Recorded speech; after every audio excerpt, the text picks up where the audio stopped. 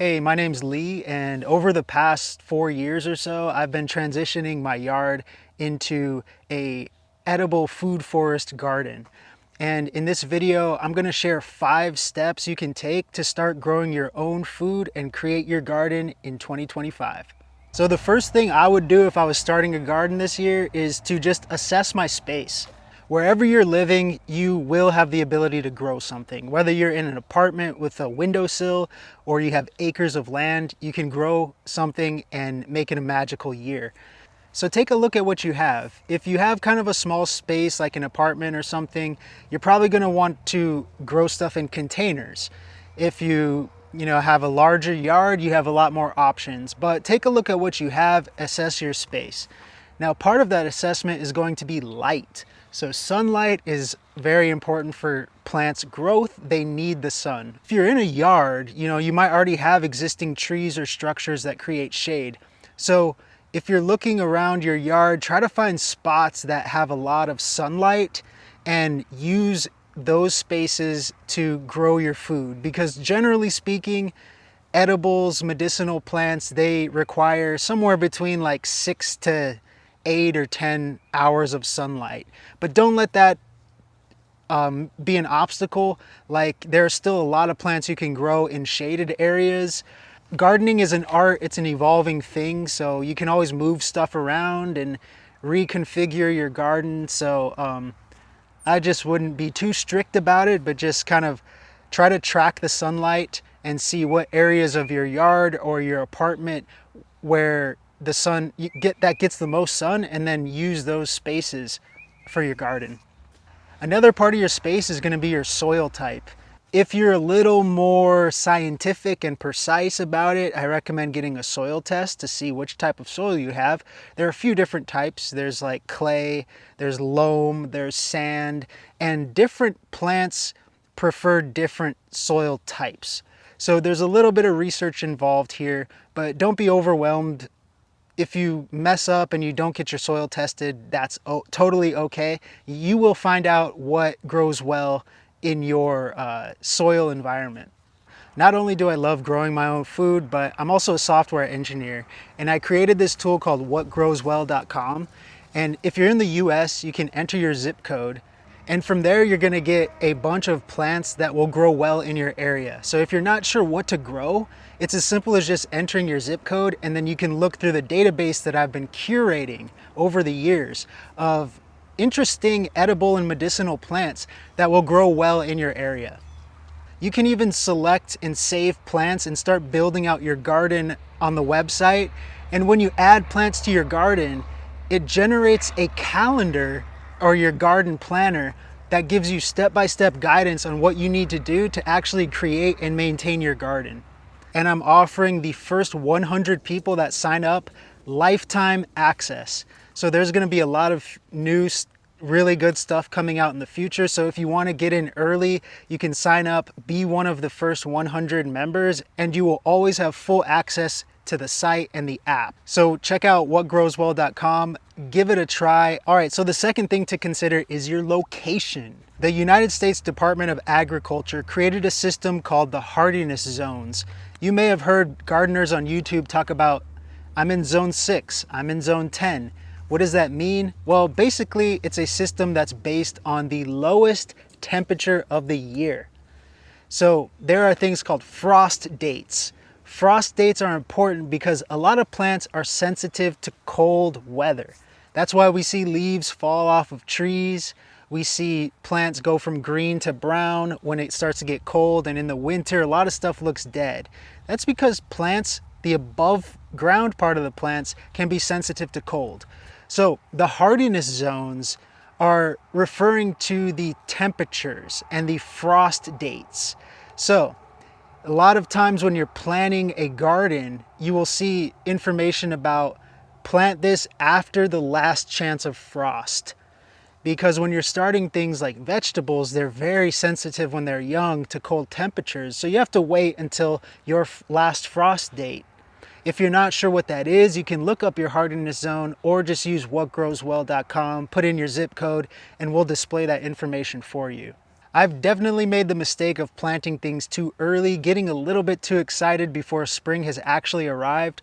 But there are ways to protect plants too from the cold weather. You can use like row cover, you can use milk jugs when you get cold snaps coming in.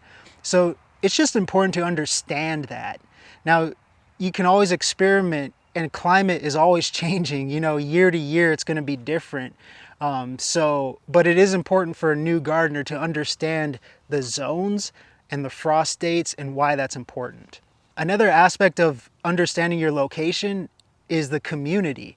So it's really valuable to tap into your local nurseries and garden stores, meet fellow gardeners. Most of the time, they're going to be super happy to talk about plants. When you run into a fellow plant lover, it's like an instant connection and you always have something to talk about.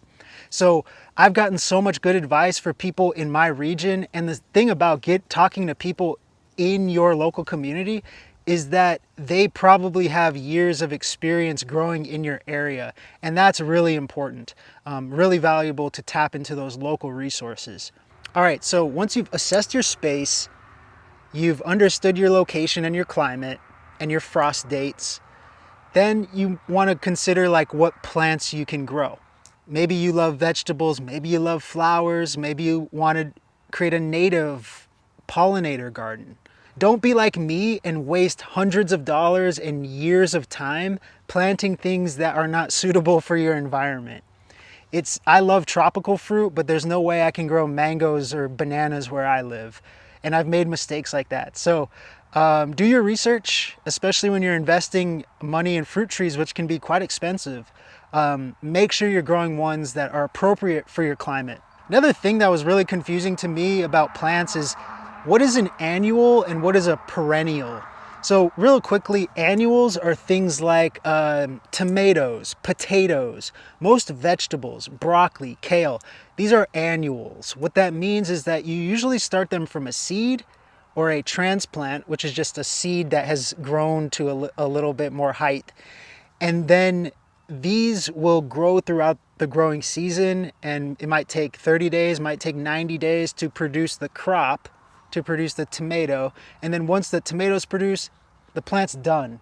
And you have to restart the cycle from the beginning, from the seed again next year.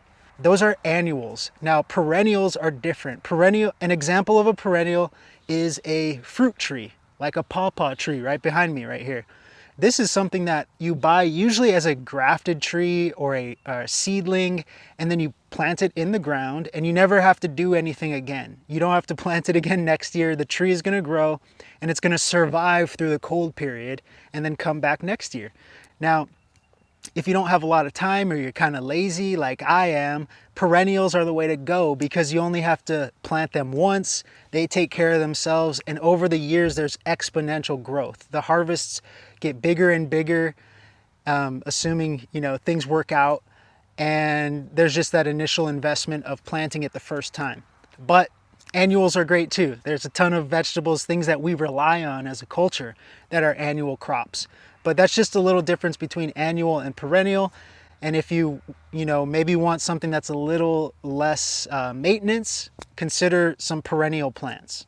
All right, so you've assessed your space, you understand your location and your climate, you understand what types of plants you want to grow.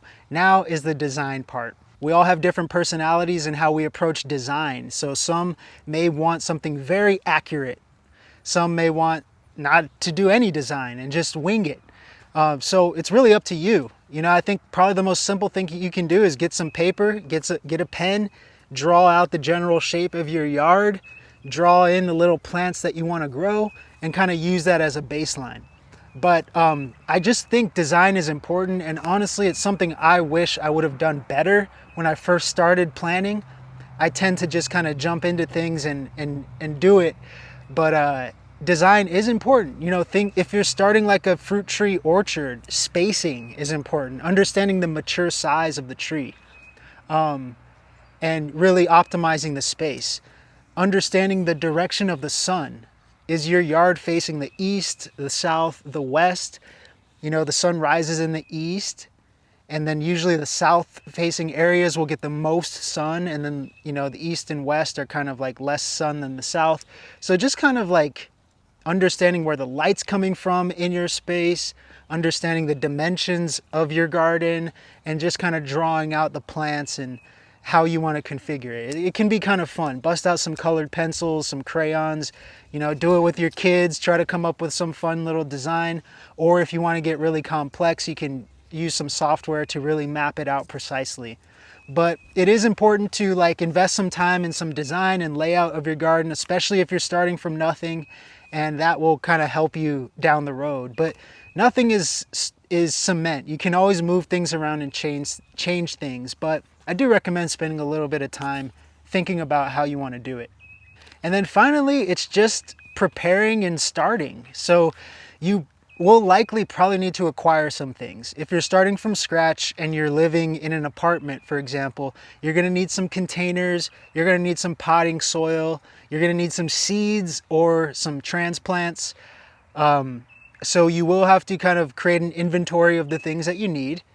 Depending on your budget, depending on your resources, you can go, you know, get some amazing products. You can get greenhouses, you can get steel raised beds, but there's going to be a lot of free resources available too. You can tap into things like Facebook Marketplace, Facebook groups. There's probably a gardening group in your community. Just, you can make a post and say, hey, I'm a new gardener, I'm looking for some containers. Does anyone have any used containers? Gardeners always going to have potting containers. Trust me, like I have a bunch just in our crawl space that I'm not using right now and would be happy to give to a new gardener. So if your budget is tight, tap into those Facebook groups, go to your local nursery. I think even Lowe's and Home Depot have a pot recycling program. And you can even use things like milk jugs or other materials. Just be sure to drill holes at the bottom of your containers so any water can seep out the bottom, because most plants will not want to have their roots always in wet soil. So yeah, you can use alternative products or buy new products if you need to. But yeah, you probably want to create an inventory of the things that you need to get. Go out and get them, and then you're good. Then just start. Get your hands dirty, get that first seed in the ground, and it's life-changing. It's therapeutic. It's a great family activity. It's a great meditation. It's healthy. It's magical. It's spiritual. It's lovely. So I encourage you to get out there and get started, and I hope everyone has a great growing season in 2025. Thank you so much for watching the video, and I'd love to hear from you in the comments. See you next time.